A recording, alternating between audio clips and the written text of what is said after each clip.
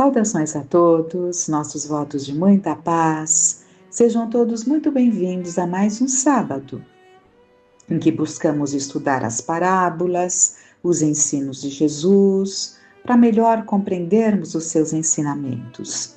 E hoje buscaremos no livro Vivendo com Jesus, psicografado por Divaldo Franco em 2012, em que o Espírito Amélia Rodrigues nos traz pérolas de aprendizado, nos relatando vivências aos tempos de Jesus.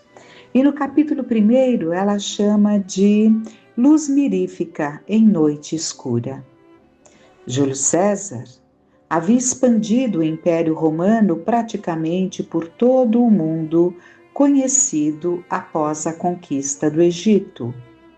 Assassinado covardemente a punhal de Brutus, que passava por seu filho, e os seus asseclas nas escadarias do Senado, em Roma, sucederam-se 2 triunviratos que culminaram com a derrota de Antônio em Ácio e o seu posterior suicídio em Lépido, tornado grande pontífice, e Otaviano, que passou a governar o império como primeiro cidadão, inspirado nas lições que levaram César ao fracasso.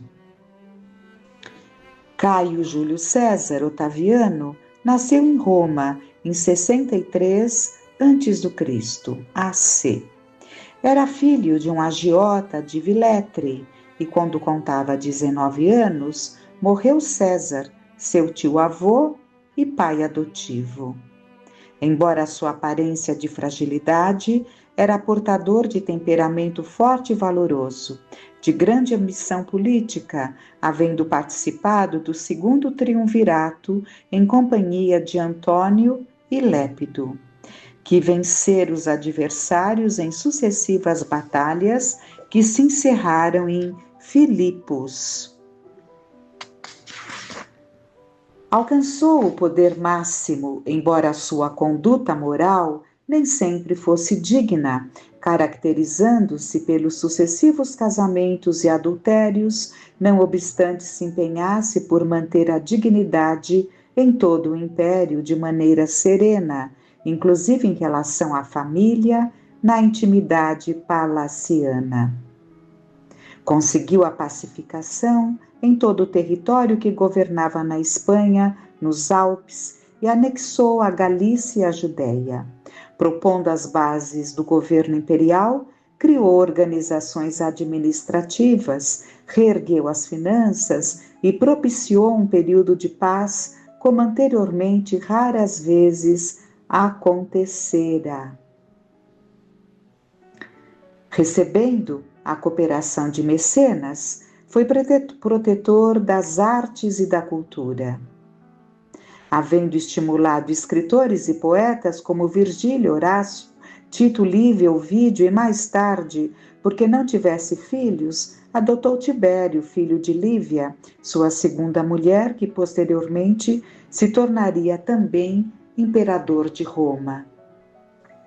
Realmente a paz romana reinou na terra, porque nesse período não renasceram os generais belicosos, mas antes os artistas, os pensadores que adornaram a capital e engrandeceram o mundo romano com seus valiosos tesouros de beleza e de sabedoria. Todo esse início desse ensinamento que Amélia Rodrigues nos traz, colocando ali a parte histórica dos governantes, das situações todas e culminando com o governante ao tempo em que viria Jesus, que tinha esse lado da arte, da paz, bastante desenvolvido, né?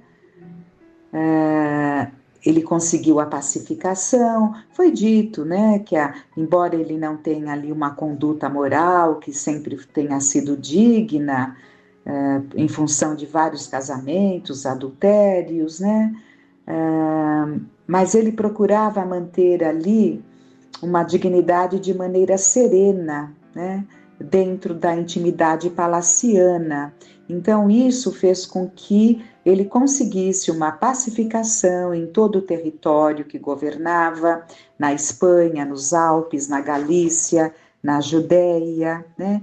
E quem foi ele? Foi o Caio Júlio César Otaviano, que nasceu em 63 antes do Cristo, né? Portanto, quando ele contava 19 anos, morre o César, o seu tio-avô e pai adotivo, né? Então, apesar de já não ser novo quando nasceu Jesus, né? Porque ele nasceu 63 anos antes da era cristã, ele preparou esse caminho de muita paz, né? Ele recebeu a cooperação de mecenas, né? Que se voltava ali à cultura e como se diz, ele pagava, né? Ele investia nos artistas. Ele foi protetor das artes e da cultura, havendo estimulado escritores, poetas como Virgílio, aí tudo que nós já lemos, mas o que temos que entender?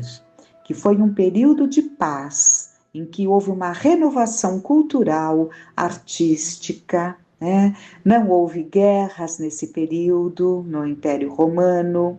Então, entendamos que quando ele diz, ela nos conta, nesse período não renasceram os generais belicosos. Que são generais belicosos? São aqueles que não conseguem ficar sem guerrear. Quem traz isso no sangue vai sempre procurar estar guerreando. E é interessante que esse tipo de comportamento não acontece só em campos de batalha, né, naqueles que têm ali o seu exército, mando nesse sentido. Acontece com pessoas belicosas, quando reencarnam, elas vão estar sempre guerreando, né? Guerreia na família, guerreia no trabalho, vão estar sempre procurando motivos para estar em pé de guerra, né? Porque isso faz parte da personalidade. Mas o que está sendo dito aqui?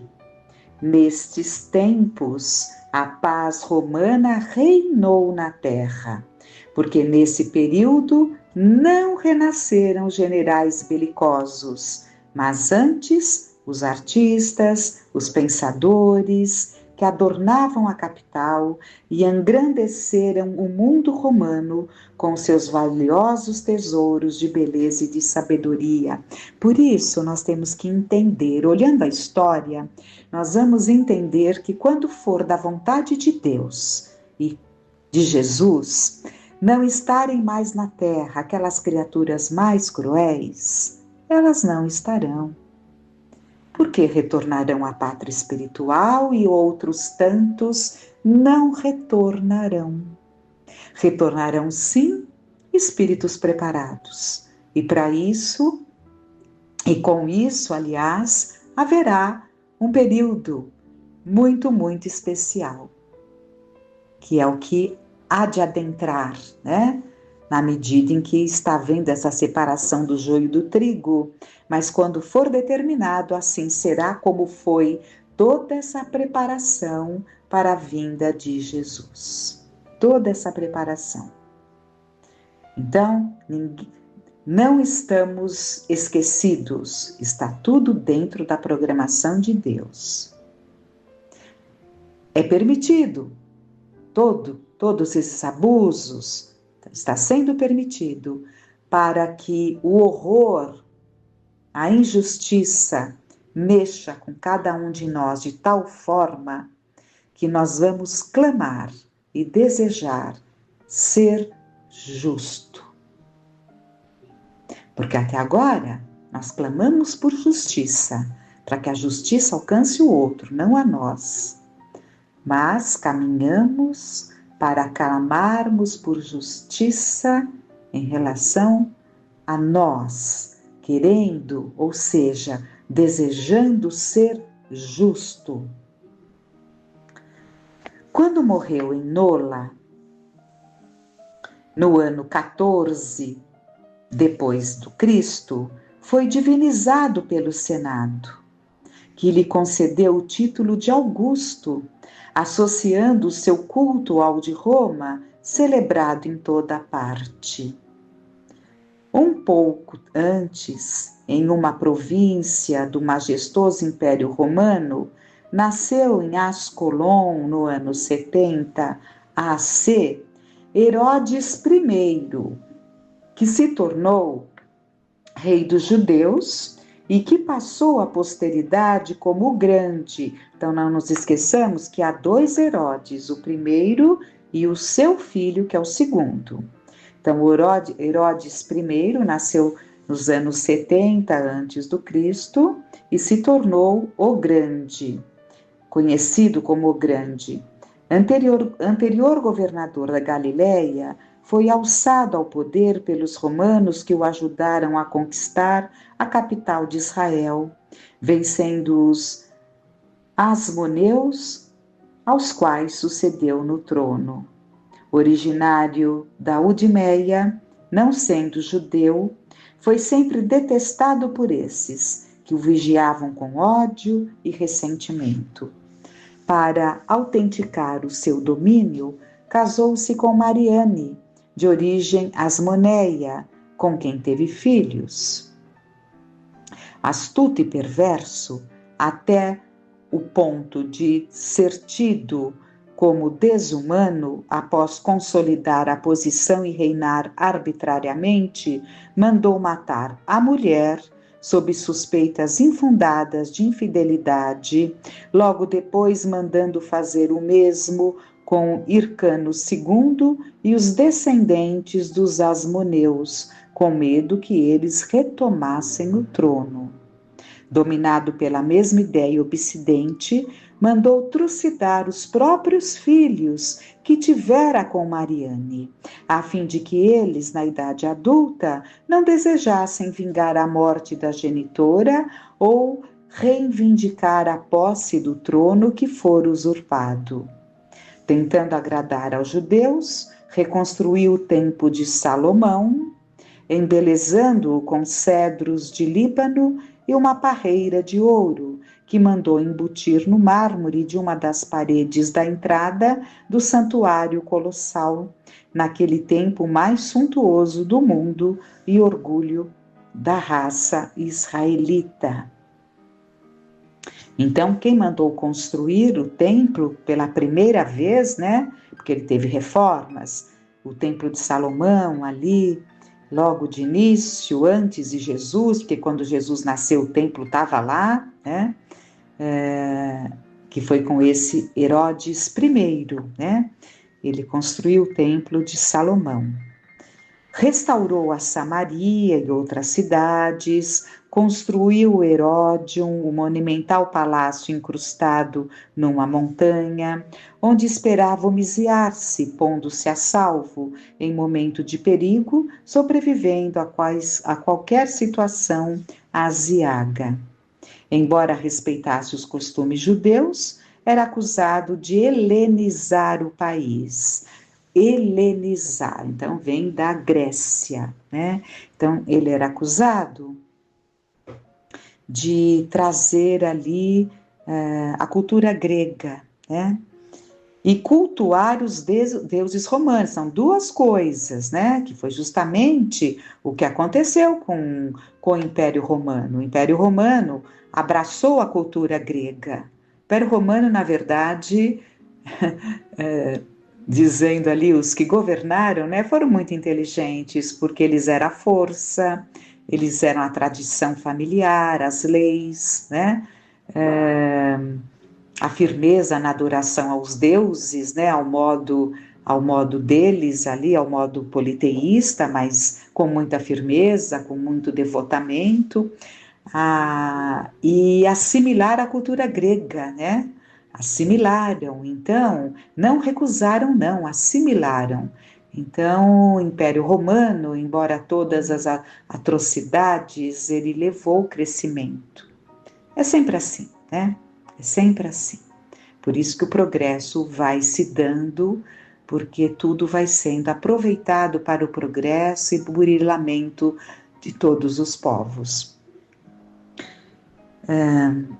Então, embora respeitasse os costumes judeus, era acusado de helenizar o país e cultuar os deuses romanos, o que gerava mais agravamento nas suas relações com o povo e os sacerdotes judeus mais ortodoxos, porque o judeu, ele adorava, né, a Deus, ao Deus único, era o povo que realmente tinha esse conhecimento do Deus único. Então, para eles, não era natural esse culto aos deuses romanos, né?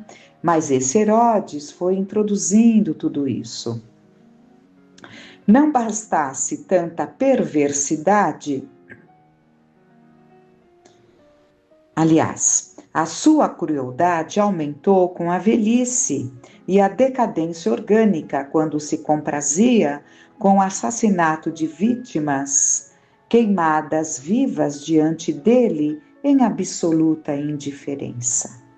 Não bastasse tanta perversidade, foi o responsável pela matança dos inocentes, os meninos de Belém, um pouco depois do nascimento de Jesus, com medo de que algum deles fosse o Messias e tomasse-lhe o trono odiento. Então, aqui é um dado histórico muito, muito importante, porque confunde-se. Quando Jesus já era homem e estava ali aos 30 anos, dos 30 aos 33, desenvolvendo ali a sua obra, a sua missão, o seu messianato, quem estava no governo da Judéia era Herodes II, filho desse Herodes I. Então, quem mandou matar todas as crianças até 2 anos, e vamos recordar, depois que os magos, né, que vieram ali das regiões, que eles foram seguindo ali aquele sinal que os conduziu até onde Jesus estava, né? No caminho, ele se dirige a Herodes II, né, que era o governante, o governador, e pergunta, né, onde estaria o menino? E Herodes, então, muito preocupado, mas finge se interessar, que também gostaria de saber onde ele estava, porque isso já era cantado ali nas profecias, né? Então Herodes, mesmo não sendo judeu, ele acabava compartilhando deste conhecimento. Então ele temia muito isso, né? E quando vem os magos perguntando, o que ele diz? Ele diz: quando achares o menino, retornem para cá e me digam, porque eu também quero ir até ele. Né? Só que os magos, eles receberam por intuição, pela mediunidade, uma orientação de que não retornassem pelo mesmo caminho. Como demorou muito a vinda, e Herodes desconfiando então que eles não viriam, por medida de precaução, porque ele não sabia exatamente a idade do menino Jesus, ele manda matar todas as crianças que estavam na circunvizinhança de Belém, né? Toda aquela região ali, ele manda matar a todas essas crianças até 2 anos. E por que então que Jesus não estava lá? Porque José, pela mediunidade, foi avisado que deveria se refugiar no Egito. Quando Herodes I, no ano 14, acho que foi isso que nós vimos, em Nola, no ano 14, quando ele desencarna no ano 14, José é avisado de que ele, Maria e o menino podiam voltar para a Judéia, porque Herodes não mais vivia, né? Então é isso é uma recordação que é sempre bom nós estarmos recordando. Mas continuando então, nós estamos vendo aqui. Então, a sua crueldade aumentou com a velhice e a decadência orgânica, quando se comprazia com o assassinato de vítimas queimadas vivas diante dele, em absoluta indiferença. Não bastasse tanta perversidade, foi o responsável pela matança dos inocentes, os meninos de Belém, um pouco depois do nascimento de Jesus, com medo de que algum deles fosse o Messias e tomasse-lhe o trono odiento. Quando já se encontrava consumido pelas enfermidades dilaceradoras, mandou matar o filho Aquelau, e antes de despedir-se do corpo em decomposição antecipada, pediu a Salomé que mandasse matar todos os jovens que se encontravam encarcerados. Espúrio e sem qualquer princípio, governou sob a tutela de Augusto, a quem presenteava periodicamente com verdadeiras fortunas, para ter os seus crimes hediondos suportados, o que conseguiu a peso de ouro, inclusive fazendo doações vultosas ao povo de Roma para os seus divertimentos insensatos, enquanto no seu reino a miséria se estendesse, especialmente nas classes pobres, as menos favorecidas. Como se tudo isso ainda não bastasse, após a morte nefasta, deixou para o imperador e sua mulher, Lívia, 2 navios de ouro e prata, respectivamente, como testemunho de gratidão e de afeto. Apesar de todo o poder, não conseguia evitar a morte, não conseguiu evitar a morte, que aconteceu no ano 4 DC, né? Então, 4 anos depois do nascimento de Jesus. Nem a substituição no trono pelos filhos, aos quais concedera o país dividido em tetrarquias, permanecendo em horrendas disputas, ficando a Judéia ao encargo de Herodes Antipas, que a governou centrado na sua capital de Jerusalém. Porque ele dividiu para os filhos, né, os espaços que eles governariam. Nesse ínterim, caracterizado pela turbulência de toda ordem, pelas insurreições e loucuras, crimes e hediondez, nasceu Jesus na pequena Belém, a apenas 1,5 dezena de quilômetros da soberba e fétida Jerusalém. Orgulho de toda uma raça e sede ali do poder de Roma, representado pela Torre Antônia, onde se aquartelavam os dominadores de um dia. Dominadores, porque esses domínios terrenos não passam de um tempo, é um tempo de domínio, Então, que ilusão pautar-se uma vida no domínio. Não havendo lugar para ele na cidade superlotada de peregrinos que vieram para o recenseamento imposto por Augusto, viu o mundo terrestre em uma gruta calcária nos seus arredores, uma verdadeira estrebaria onde se agasalhavam animais domésticos e dormiam pastores com seus rebanhos nas noites frias, como era comum na ocasião. Ele veio pastorear as ovelhas tresmalhadas de Israel e a gentilidade sofredora de toda parte, ali iniciando entre eles o seu ministério de amor. Nunca haveria lugar para ele no mundo, nem ele o necessitava, porque é o Senhor do mundo.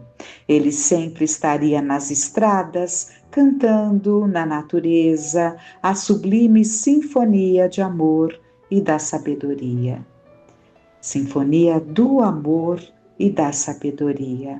Raramente dormia 2 noites na mesma casa, exceto quando no outono e no inverno encontrava-se em Cafarnaum, na inolvidável Galileia, utilizando-se do lar de Simão Barjonas, o Pedro, o pescador.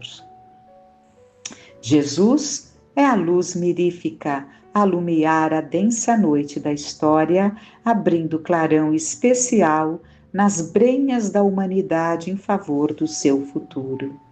Nunca disputou um lar e nenhum teve, porque mesmo aquele onde viveu à expensa de seus pais não lhe pertencia.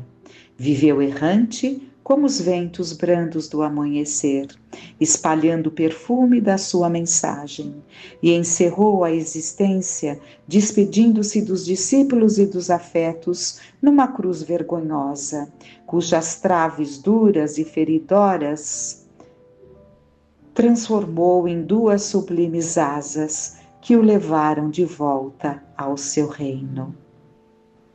Otaviano Augusto nunca ouviu falar sobre ele. No entanto, no século que ficou com o seu nome, ele foi muito mais importante, porque o seu berço dividiu os fastos históricos em antes e depois do seu nascimento.